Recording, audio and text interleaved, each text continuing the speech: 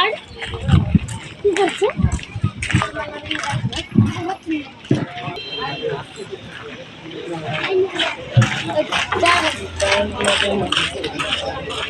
আঠেরোই মে আমরা ফারাক্কা ব্লকের পক্ষ থেকে দুটো স্কুলে আজকে হচ্ছে।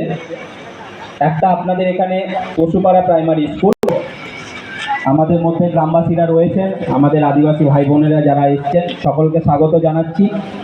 এছাড়া উপস্থিত আছেন আমাদের ফারাক্কা স্কুল দপ্তর থেকে আমাদের এসআই ম্যাডাম আছেন। এছাড়াও আমরা ব্লকে 25 তারিখ পর্যন্ত চলবে। আগেই যেমনটা বললাম যে ভারত সরকারের আদিবাসী মন্ত্রকের পক্ষ থেকে শুধুমাত্র